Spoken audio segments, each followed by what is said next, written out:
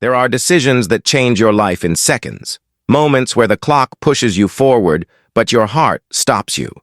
This is the story of a man who chose to be late and discovered that sometimes missing an opportunity is just fate's way of handing you something much bigger. "Mom, I promise this time will be different," Alejandro whispers as he holds the phone to his ear. On the other end of the line, from Guadalajara, his mother answers with a voice that mixes pride and concern. "Son, I trust you.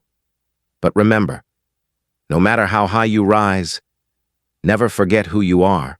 Alejandro stares at his reflection in the cracked mirror of his small apartment in East Los Angeles. At 28, he spent 5 years working as a waiter at night and dreaming of something more during the day. The tie he adjusts between his trembling fingers belonged to his father. It's the only thing he inherited besides his calloused hands and his hunger for dignity. "Daddy, I'm going to make you proud today," he murmurs, touching the yellowed photograph taped to the mirror. In it, his entire family smiles under a Mexican sun that seems warmer than any California sunrise. It's 5:30 in the morning, and the apartment he shares with 3 other countrymen is still asleep. The interview at Weston & Pierce Investments is at 7:30. Alejandro has rehearsed every answer 1,000 times, studied every financial term, translating it from English with a worn-out dictionary. His roommates tell him he's crazy, that companies like this don't hire people like him. But Alejandro didn't come all the way from Jalisco to just scrape by. He came to prove that talent doesn't require fancy last names or degrees from expensive universities. When he steps outside, the February cold bites his skin. Los Angeles wakes up slowly, with the sound of garbage trucks and the aroma of a Mexican bakery wafting from the corner. Alejandro walks toward the bus stop, but not today. Today he decided to walk, using each step as a mantra of confidence. "I can do this. I deserve to be there. I'm no less than anyone." The words are repeated as his polished shoes hit the pavement. In his pocket, a resume printed on bond paper carefully folded. Every line is a battle won. Online certifications completed after 12-hour shifts, free courses completed at public libraries, English perfected by watching movies with subtitles. Alejandro doesn't have a master's degree or connections, but he has something money can't buy: real hunger. The kind of hunger that keeps you awake at night, that turns every rejection into fuel and every humiliation into a lesson. The sky begins to turn orange over the skyscrapers of downtown.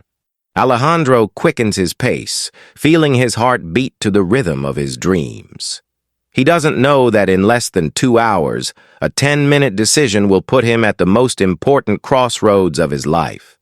He doesn't know that fate has strange ways of examining people. He doesn't know that sometimes the right path is the one that makes you arrive late. Wilshire Boulevard glistens in the dawn light like a golden promise.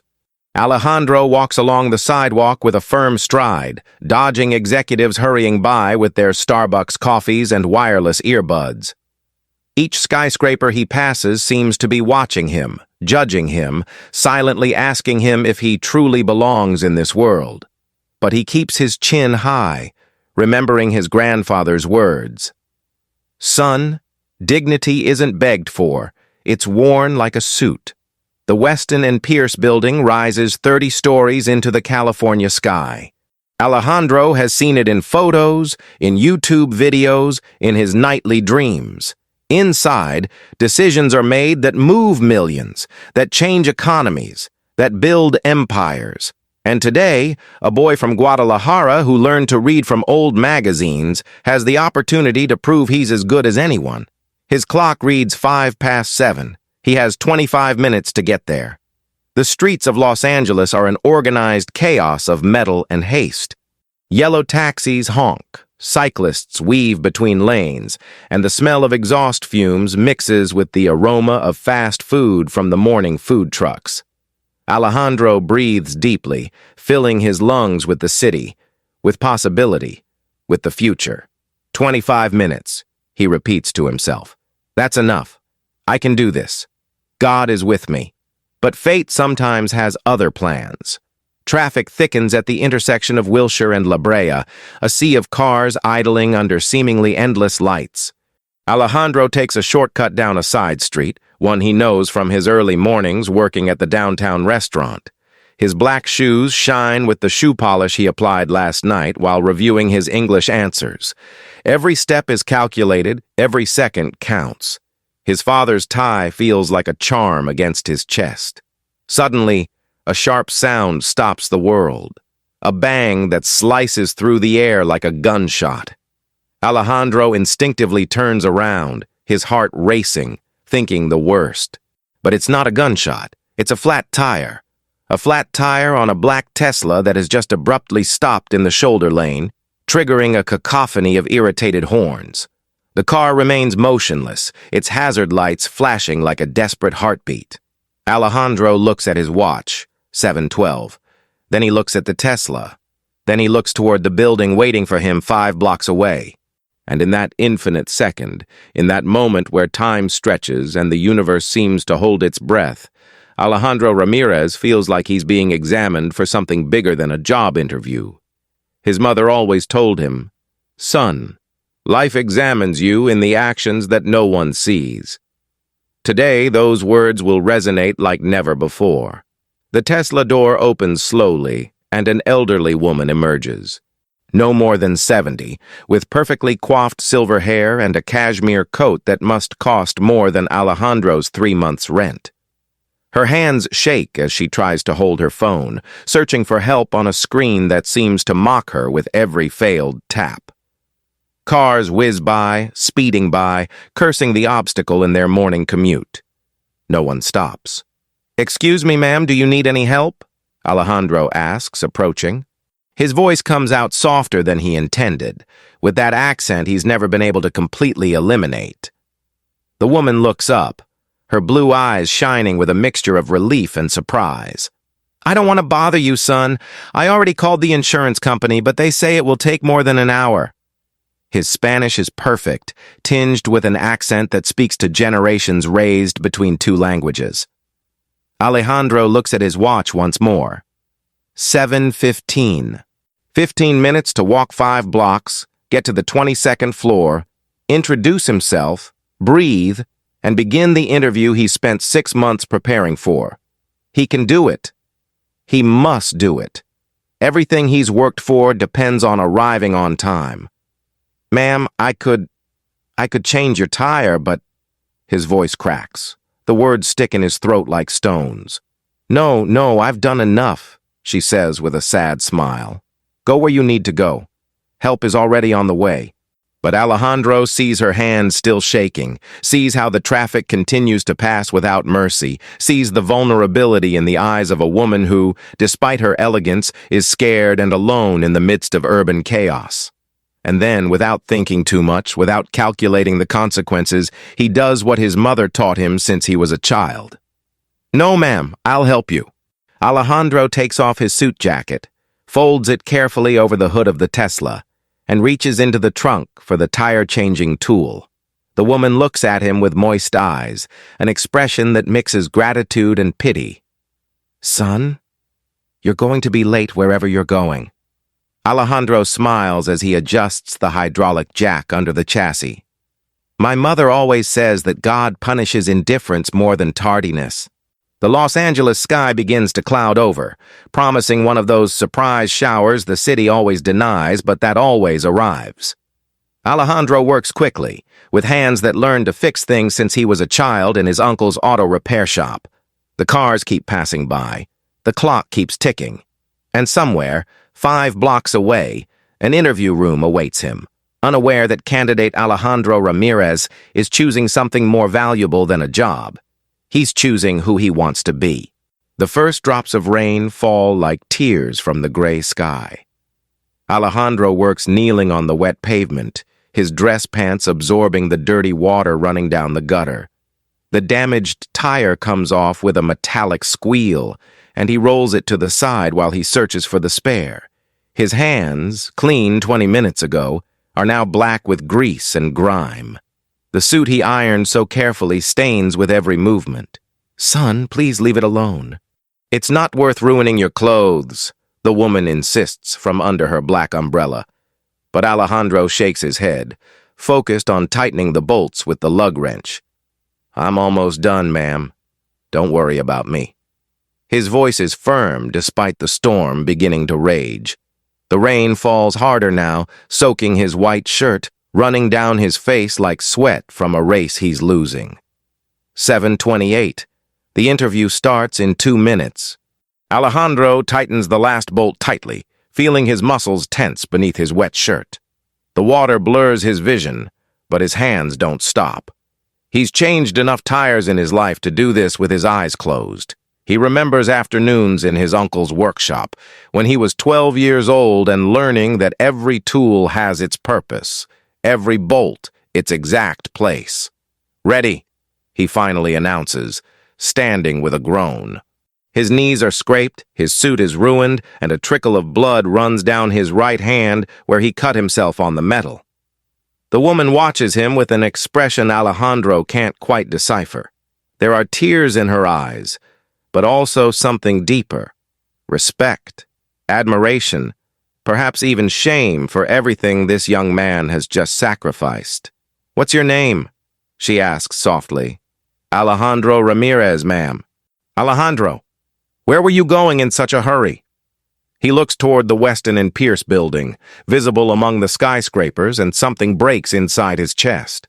To a job interview. The most important one of my life. The woman closes her eyes for a moment as if those words physically hurt her. And what time was it? Alejandro looks at his watch. 7:32. 2 minutes ago. The silence that follows is heavier than rain. The woman takes out her wallet, trembling, trying to offer him money. But Alejandro raises his hands, gently shaking his head. No, ma'am. I didn't do this for money. I did it because it's the right thing to do. She slowly puts the wallet away, and on her face is an expression of profound wonder, as if she's just seen something she thought was extinct in this world, as if she's just witnessed a miracle on the wet asphalt of Los Angeles. If this story touches your heart, subscribe to the channel, because what comes next will change everything you think you know about success and destiny. Alejandro runs through the rain as if his lungs were on fire. The 5 blocks feel like 5 kilometers, each step splashing dirty water against his ruined pants. People on the sidewalks watch him pass with curiosity or indifference. Another Latino running, another immigrant late for something. But he doesn't feel their stares. He only feels the weight of a dream slipping through his sand-wet fingers. The entrance to Weston and Pierce is all glass and marble, a modern temple dedicated to power and money. Alejandro pushes through the revolving doors and enters like a castaway reaching dry land. The air conditioning hits his soaked body, making him shiver. The receptionist, a blonde woman with perfect nails and a plastic smile, looks up from her computer and looks him up and down with barely concealed disdain. "Can I help you?" he asks in that tone that really means, "What's someone like you doing here?" Alejandro tries to catch his breath, each word coming out haltingly. "Alejandro Ramirez, I have an interview at 7:30 with the investment department." The receptionist types on her computer with deliberate slowness, as if she has all the time in the world. "The interview started 23 minutes ago, Mr. Ramirez." Alejandro's world stops. 23 minutes, an eternity in corporate speak. "Please," he pleads, and he hates the way his voice sounds. Desperate, small, defeated. "There was an emergency. I had to help someone on the street. Please tell them I arrived. Tell them I'm here." The receptionist looks at him with a mixture of pity and annoyance, like someone watching a wet puppy at the door but not about to let it in. Finally, with a theatrical sigh, he picks up the phone. "You have a candidate here. 25 minutes late, yes. He's wet." The pause that follows is interminable. Alejandro can hear his own heart beating in his ears, can feel the water dripping from his hair into a puddle at his feet. "You can see it. Conference room B, 22nd floor. He hangs up and gestures toward the elevators with a mechanical gesture. "Good luck." The elevator rises slowly, each floor a torture. Alejandro looks at himself in the elevator mirrors and almost doesn't recognize himself. His white shirt is now gray and transparent, stuck to his skin. His tie is crooked. There's grease under his nails and a bleeding scratch on his cheek. He sees himself exactly as he is, a man who has fought, who has lost, who is late for his own opportunity. The number 22 flashes on the screen, and the doors open to his trial. Conference Room B is an intimidating space, floor-to-ceiling windows overlooking the city, a polished mahogany table that reflects the LED lights like a dark mirror. 3 people are waiting for him, their expressions ranging from surprise to outright irritation. A man in a navy suit with a red tie, an Asian woman with a leather briefcase, and an older man with glasses who doesn't look up from his tablet. "Mr. Ramirez, I presume," says the man in the blue suit, his smile failing to reach his eyes. "Sorry we started without you. You understand our time is valuable." Alejandro walks to the empty chair across from them, leaving a trail of water droplets on the immaculate carpet. He sits down carefully, as if the chair might break under his weight. "I'm so sorry for the delay. There was an emergency and I—" "We all have emergencies, Mr. Ramirez," the Asian woman interrupts sharply. "Punctuality is the first sign of professionalism, especially in our industry." The older man finally looks up from his tablet, regarding Alejandro with a mixture of curiosity and pity. What kind of emergency justifies arriving at an interview like this? The question hangs in the air like a trap waiting to snap. Alejandro takes a deep breath. He could lie. He could make up a story about traffic, an accident, a stopped subway. But his mother's words echo in his mind. "Son, the truth is always easier to remember than a lie." So he speaks honestly, even though he knows it's the harder path. "I saw an elderly woman stranded in her car. She had a flat tire and no one stopped to help her. I couldn't keep walking." The silence that follows is thick, almost physical. The 3 evaluators stare at each other with expressions Alejandro can't read. The man in the blue suit leans forward, interlacing his fingers on the table. "So, if I understand correctly, you chose to change a tire instead of arriving on time for this interview. Are you aware of what that says about your priorities?" The question is like a knife wrapped in velvet, designed to cut without the victim seeing it coming. "She says I'm human," Alejandro replies firmly. "She says I can't just stand by and do nothing about another person's suffering. She says my mother raised me well, even though we don't have college degrees hanging on the wall." The older man smiles faintly, a gesture so brief that Alejandro thinks he imagined it. The Asian woman makes a note in her notebook, and Alejandro knows, with that painful certainty that comes from the soul, that what he wrote was not positive. The interview continues for another 30 minutes, but it's just a cruel formality. The questions get colder, Alejandro's answers increasingly uncertain. When they finally dismiss him with a "we'll contact you soon," that sounds like an epitaph, Alejandro leaves that building feeling like he's just buried his future.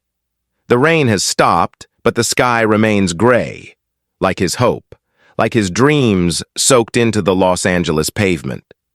3 days have passed since the interview, 3 days of silence that weigh like stones on Alejandro's chest. He works his shifts at the Mexican restaurant in Little Tokyo with mechanical movements, carrying plates of carnitas and enchiladas with a smile he doesn't feel. His co-workers ask him how the interview went, and he only responds with a shrug. "It didn't go as expected," he says, and that's it. At night, in their small shared room, Alejandro replays every moment of that day. Should he have kept going? Was it worth sacrificing his chance for a stranger? Doubts eat at him like termites on old wood. His mother calls from Guadalajara, and he lies to her for the first time in years. "Everything's fine, Mom. I haven't heard back yet, but I have a good feeling." The lie tastes bitter on his tongue. It's Thursday afternoon when his cell phone vibrates. Alejandro is bussing tables, his apron stained with red sauce and his arms tired. He doesn't recognize the number, but something inside him is racing. He walks toward the alley behind the restaurant, where the trash bins smell of stale food and rotten hopes. So? His voice trembles more than he'd like to admit. Mr. Alejandro Ramirez? The female voice on the other end is professional, almost robotic. This is Jennifer from Weston and Pierce Investments. Alejandro's heart stops. This is the moment, the official rejection, the confirmation of his failure, the end of a dream. Yes, it's me. He tries to make his voice sound firm, dignified, even though inside he's crumbling like a sandcastle under the tide. Ms. Evelyn Grant, president of Weston and Pierce, would like to meet with you tomorrow at 9 a.m. Are you available? Alejandro blinks, confused. He must have heard wrong. President, Evelyn Grant, the woman who founded the firm 30 years ago, the Wall Street legend now running it out of Los Angeles? Yes, of course. May I ask what this is about? There's a pause, and Alejandro swears he hears a smile in Jennifer's voice. Ms. Grant was very specific. She wants to meet you in person. That's all I can tell you. Please be at the front desk at 9 o'clock. Have a nice day, Mr. Ramirez. The call ends, and Alejandro stares at his phone as if it were an alien object. His hands tremble. His breathing quickens.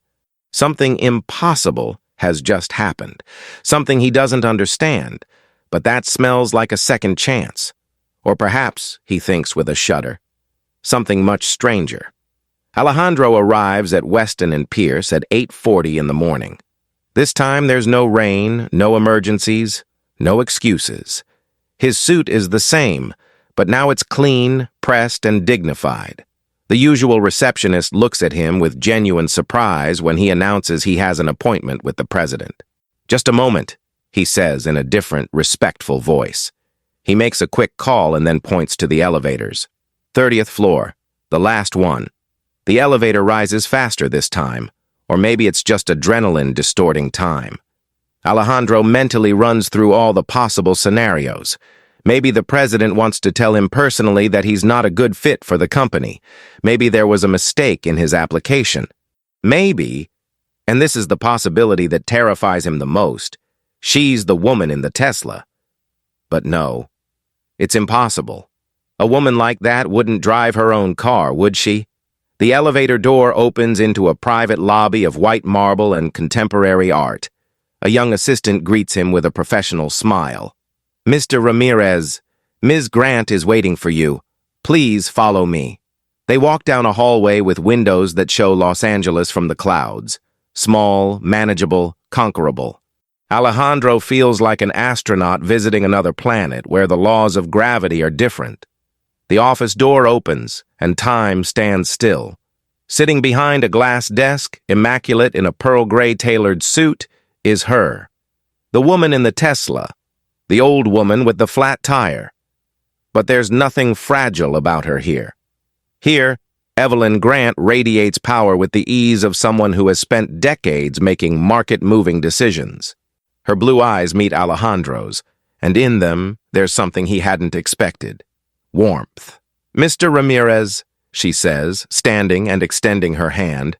Or should I say, the young man who changed my tire in the rain. Alejandro shakes her hand, feeling the world tilt beneath his feet. Mrs. Grant, I didn't know that you... She laughs softly, a sound that dismantles all the tension in the room. Of course you didn't know. And that's precisely why you're here. Evelyn gestures to a chair in front of her desk. Alejandro sits down, feeling his knees threaten to buckle. 3 days ago, she begins, a young man ruined his suit, lost his interview, and sacrificed his opportunity to help a stranger. That same day in that conference room, 3 evaluators told me that young man didn't have what it took to work here. That he showed up late, that he looked disheveled, that his priorities were misplaced. She pauses and her smile turns enigmatic. I told them they were blind, because that young man has exactly what this company needs. Integrity. Don't miss what's coming next. Like and subscribe, because this story is just beginning. The following Monday, Alejandro walks through the halls of Weston and Pierce with a new badge hanging around his neck. His name is printed next to the company logo, Alejandro Ramirez, Junior Analyst, International Investment Department. The words feel unreal, as if he's daydreaming and could wake up at any moment back at the restaurant, bussing tables and counting tips. His desk is in a cubicle near the windows overlooking the city, which now seems a little less hostile.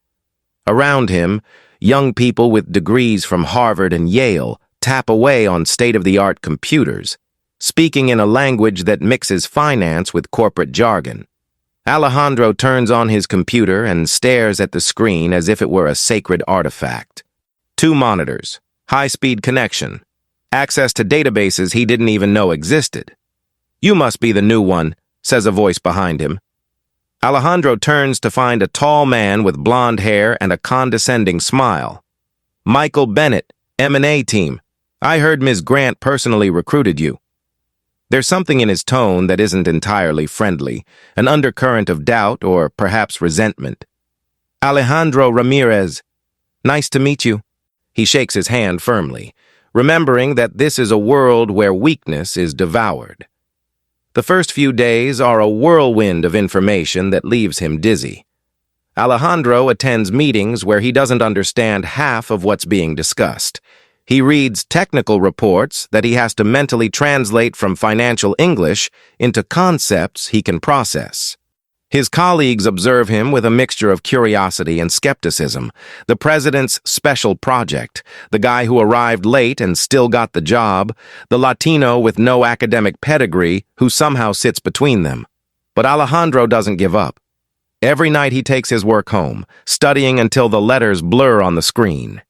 He obsessively searches for every unfamiliar term until he understands it. Every concept that eludes him, he pursues until he catches it. His mother taught him that dignity isn't just about walking with your head held high, but about earning the right to do so. And he's determined to earn every cent of his salary, every square meter of his cubicle. One afternoon, while reviewing emerging market reports, Evelyn Grant passes by his cubicle. She pauses for just a second, long enough to see the concentration on Alejandro's face, the notes written in Spanish in the margins of his documents, the determination etched in every line of his expression. She says nothing, but her smile speaks volumes. Alejandro doesn't see it, lost in his numbers, but she knows something he has yet to discover. Humility is the seed of true greatness. It's 2 a.m. in Alejandro's small East Los Angeles apartment. The blue light from his laptop illuminates his tired face, casting shadows under his red-rimmed eyes. His roommates are fast asleep, but he remains awake, surrounded by printed papers, empty coffee cups, and the quiet determination of someone who can't afford to fail. The project he's been assigned is complex, an investment analysis of Latin American infrastructure, a volatile market that few in the firm truly understand.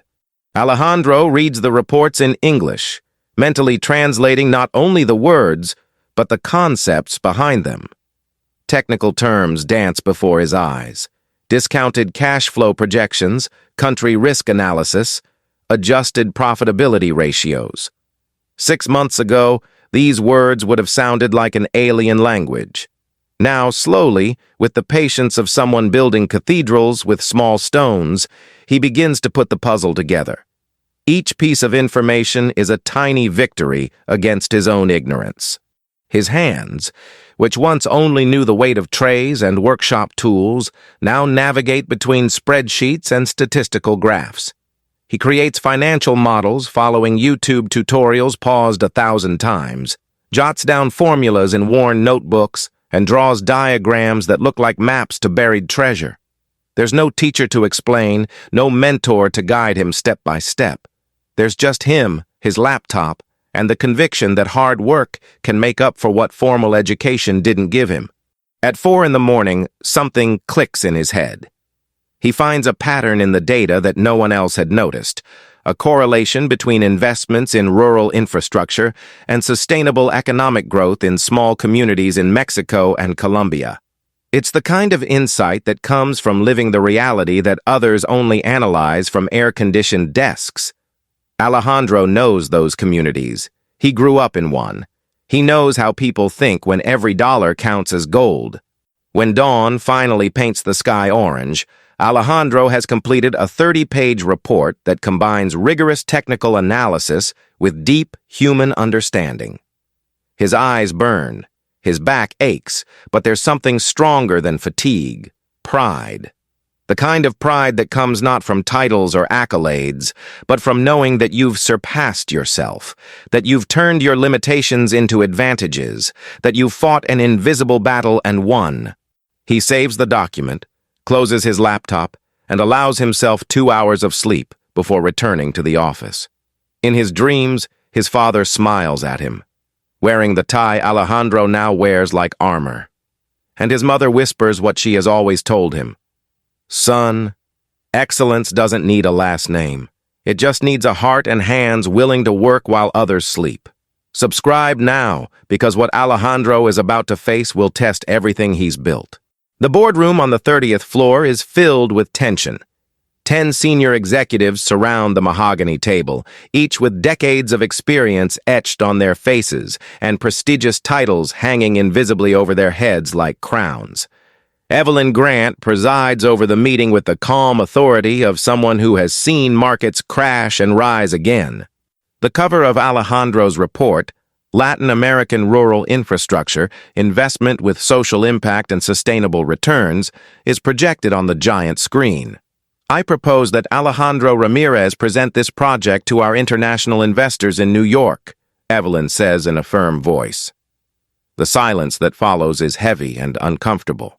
Michael Bennett, the blonde M&A manager, is the first to speak. "With all due respect, Ms. Grant, Ramirez has only been with the company for 6 weeks. Presenting to investors of that caliber requires experience that he simply doesn't have." Several executives nod, their faces showing silent agreement. "He's 26 years old," adds a woman with impeccably coiffed gray hair. "Investors expect presenters with a proven track record. Sending someone so junior could be interpreted as lacking seriousness." The words hang in the air like daggers wrapped in silk. Evelyn listens patiently, her fingers interlaced on the table, her expression impossible to read. Alejandro isn't present at this meeting. He doesn't know that his future is being decided at this very moment, between imported coffee and institutional skepticism. "Have you read his report?" Evelyn asks in a soft but sharp voice. The executives look at each other, some nodding vaguely. "I read it all, 3 times, she continues. "And I found something our analysts at Yale and Harvard didn't find in years of studying this market: soul. Ramirez doesn't just understand the numbers, he understands the people behind those numbers. That, ladies and gentlemen, is what makes the difference between a mediocre investment and a transformative one." The silence is different now, filled with discomfort and forced reflection. Michael Bennett attempts one last argument. "What if it fails? The reputational damage could be significant." Evelyn smiles then, and there's steel in that smile. 30 years ago, a group of investors told me exactly the same thing when I proposed my first investment fund: that I was too young, too much of a woman, too risky. I decided to prove them wrong. I will give Alejandro Ramirez the same opportunity they denied me. Voting is unnecessary. When Evelyn Grant makes a decision, the rest follow or fall out of the way. Alejandro will be informed that afternoon of his new mission: to fly to New York in 2 weeks, to present to investors who move hundreds of millions. He will not know of the doubts, the objections, the bets against him. He will only know that someone believed in him when the entire world saw reasons to doubt it. And that faith, that trust placed in his trembling hands, will be the fuel that propels him toward the impossible. The glass building in Manhattan rises above Park Avenue like a monolith of ambition and power. Alejandro enters the lobby with his leather briefcase, borrowed from Evelyn, his new suit still smelling like a store, and a knot in his stomach that threatens to bend him in half. Beside him, Evelyn walks with the calmness of someone who has sailed these seas 1,000 times. "Breathe," she whispers to him as they wait for the elevator. "They are here to listen to you, not to destroy you." The 42nd floor conference room is intimidating in its minimalism. A black table reflecting the lights like a dark mirror, windows displaying Manhattan as a chessboard of wealth and ambition. 10 investors are already seated, their faces sporting that expression of polite skepticism that the rich wear as armor. There's an Arab sheik in a white robe, a Chinese businesswoman wearing discreet but expensive jewelry, a Swiss banker who looks carved from ice, and several Americans whose fortunes could buy small countries. "Ladies and gentlemen," Evelyn begins, "I introduce you to Alejandro Ramirez, who will be leading this presentation on investment opportunities in Latin American infrastructure." Alejandro stands, feeling his legs threaten to betray him. The eyes on him are like X-rays, assessing, judging, calculating his worth in seconds. He sees the doubt in their eyes. What can this young man with a foreign accent teach them about investments that they don't already know? "Good morning," Alejandro begins, his voice barely trembling. "I come from a town in Jalisco, Mexico, where the nearest road is a 2-hour walk away, where the only school has a tin roof and the children study with 20-year-old books." He pauses, and something changes in his posture. The nerves are still there, but something deeper also emerges: conviction. "The numbers I'm going to show you today aren't just financial projections. They're lives waiting to be transformed. And let me explain why that's the best investment you could ever make." For 40 minutes, Alejandro unfolds his presentation with a blend of technical rigor and human passion. He shows profitability graphs, but also photos of communities. He talks about return rates, but also about mothers who walk miles to carry water to their homes. He explains risk analysis, but also tells stories of young people like him who just need a chance to change the world. His English isn't perfect, but his authenticity is irrefutable. He's not selling numbers. He's selling hope with the math to back it up. The Swiss banker interrupts him with a question designed to expose his inexperience. "Mr. Ramirez, how do you justify investing in rural infrastructure when urban markets offer much more predictable returns?" Alejandro looks him straight in the eye, unblinking, unflinching. "With all due respect, sir, predictable markets are also saturated markets. True fortune is where others dare not look.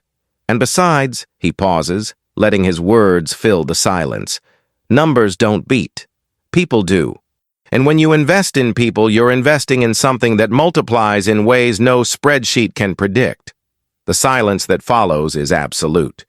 Then, slowly, the Chinese businesswoman begins to applaud. The Arab sheik smiles and nods. One by one, the investors recognize something they hadn't expected to find that day: authenticity in a world of rehearsed presentations, humanity in a universe of calculated coldness, and a project that combines utility with purpose. Alejandro exhales, feeling the adrenaline drain from his body like water from a broken dam. He did it. He didn't just survive. He conquered. 3 months after the New York presentation, the Weston and Pierce boardroom is decorated with discreet balloons and a catering table. Alejandro enters, confused, summoned by Evelyn without a clear explanation. His colleagues are there, including Michael Bennett, who now greets him with genuine respect. The walls are lined with screens showing newspaper articles. "Young Latino revolutionizes ethical investments." "From waiter to executive," the story that inspires Wall Street. "Weston and Pierce bets on talent without privileges." "Alejandro," Evelyn says, walking toward him with a smile that lights up the entire room. "The project you presented in New York just closed its first round of financing, $150 million committed. In addition, we've received requests from other investors who want to replicate the model in Asia and Africa." The words take a moment to process in her brain. 150 million. Transformed communities, roads built, renovated schools, changed futures. Applause fills the room, but Alejandro barely hears it. He's remembering that morning in the rain, when he thought he'd lost everything for stopping to help a stranger. He's remembering the sleepless nights, the doubts that ate at him, the moments when he was close to giving up. It all makes sense now, like pieces of a puzzle finally revealing the full picture. It wasn't luck. It wasn't chance. It was choice after choice to do the right thing, even when the right thing seemed the hardest thing to do. But there's something else, Evelyn continues, her voice filled with genuine emotion. Starting today, you will be the director of the new Social Impact Investing Department. You will report directly to me. Your first mission: to recruit and train underprivileged but talented young people so they have the opportunities the world denied them. I want you to build a program that seeks out the Alejandros of the world and gives them the tools to shine. Alejandro feels tears burning his eyes, but this time he doesn't hold them back.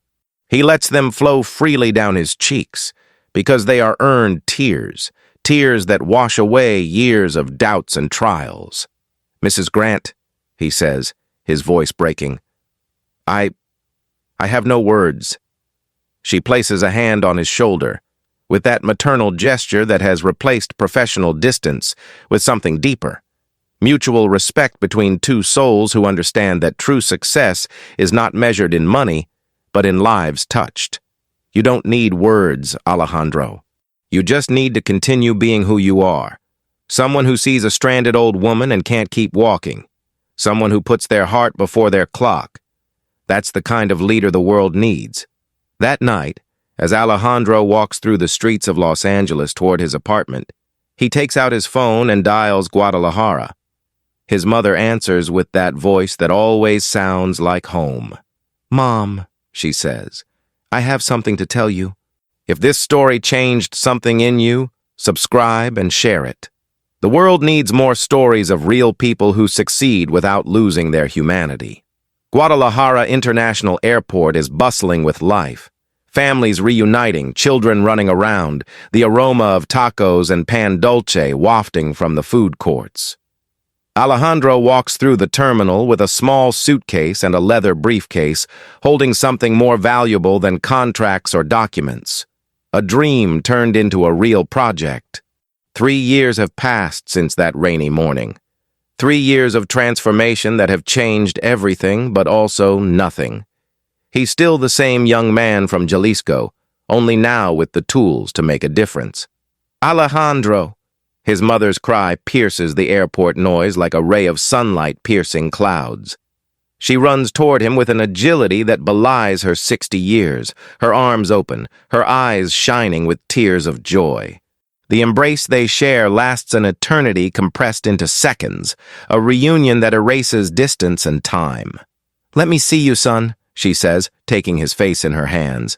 You're still my boy, but there's something different about your eyes. It's trust, Mom, Alejandro replies. Trust that everything you taught me was worth it. Behind his mother is his entire family. His uncle from the auto repair shop, his cousins, his grandmother who can barely walk but insisted on coming. They all surround him with hugs and questions, touching his suit as if it were evidence of a miracle. To them, Alejandro isn't just a successful executive. He's living proof that the dreams of the poor are no less valid than the dreams of the rich. The road to his village is exactly as he remembered it. Dirt roads, adobe houses with tiled roofs, the smell of wet earth and freshly made tortillas. But now, Alejandro sees it differently. Not with shame or a desire to escape, but with love and purpose. This place he once wanted to leave behind is now the center of his most important mission. In his briefcase, he carries documents from the Puentes program, 100 annual scholarships for young Latin Americans without resources who want to study finance, technology, or business administration in the United States. Son, tell me about your project, his mother asks as they prepare coffee in the small kitchen where Alejandro learned his first life lessons. He explains patiently, translating technical terms into simple words, painting the future he's building. We're going to find kids like me, Mom. Kids who work in workshops, in restaurants, in the fields. Kids with perfect grades but no money for opportunities. We'll give them everything: flights, housing, education, mentorship, and then they'll return to transform their own communities. His mother cries silently. Those tears mothers shed when they see their children have grown into something greater than they could have imagined. Your father would be so proud, she whispers. I told you, son. God rewards those who look not at the clock, but at their heart. Outside, the sun sets over the mountains of Jalisco, painting the sky with the same golden colors as that morning in Los Angeles, when Alejandro chose to arrive late and conquer his destiny. 5 years later, an auditorium at Stanford University is packed with students, professors, and entrepreneurs. On stage, Evelyn Grant, now officially retired but more active than ever as a philanthropist, approaches the microphone with the elegance of someone who has lived many lives in one. The lights illuminate her softly, revealing the wrinkles that time and difficult decisions have carved into her face. But her eyes still shine with the sparkle that made her a legend. I'm asked to share the best investment decision of my career, he begins, his amplified voice filling every corner of the auditorium. Some expect me to talk about the technology fund that generated billions in returns. Others assume I'll mention the acquisition that saved hundreds of jobs. But the truth is simpler and deeper. He pauses, letting the suspense build. The best investment of my life was in a young man who arrived late to his interview, but with his soul on time. The screen behind her lights up with a photo. Alejandro changing a tire in the rain, taken from the Tesla's rearview mirror by a camera Evelyn didn't even remember existed. The audience watches silently, still not understanding the weight of that image. That young man sacrificed his chance to help a stranded stranger. He lost everything for doing the right thing, or so he thought. What he didn't know is that in that moment, he passed the only test that truly mattered, the test of character. Evelyn tells the full story, from the flat tire to the Puentes program, which has now provided scholarships to more than 500 young Latinos. She talks about Alejandro without naming him yet, building the suspense until the end. This young man reminded me why I entered the world of investments, not for the numbers in a bank account, but for the power to transform lives. He taught me that the best leaders are not those with the best resumes, but those with the best hearts. Her voice cracks slightly with genuine emotion. Alejandro Ramirez, he finally says, is now a vice chairman of Weston and Pierce, the youngest executive in the firm's history. But more importantly, he's the architect of a program that is changing the face of corporate leadership in America. He's proving that talent doesn't have a zip code, that excellence doesn't need a last name, and that sometimes the best investments are in the people the world chooses to ignore. The audience erupts in seemingly endless applause. Meanwhile, 8,000 kilometers away, in a small town in Jalisco, Alejandro walks along the dirt streets that saw his first steps. He wears jeans and a simple shirt, no tie, no suit. Around him, children play soccer with a deflated ball, their laughter filling the air like music. One of them recognizes him. Don Alejandro, is it true they're going to build us a new school? He kneels down to his level, smiling with that warmth that no success has been able to harden. That's true, champ. With computers, a library, and teachers who come from the city. But I need you to promise me something. The boy nods, his eyes wide open. When you get your chance, when the world offers you something great, don't forget where you came from. And if you ever see someone who needs help, no matter how busy you are, no matter how important your destiny is, stop. Help. Because sometimes missing an opportunity is just life's way of handing you the right destiny. The sun sets over Guadalajara, painting the sky with shades of gold and purple.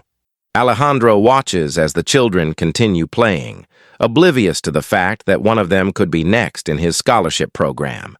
He feels the weight of his father's tie in his pocket, always carrying it as a reminder of where it all began. And he smiles, because he finally understands the full lesson.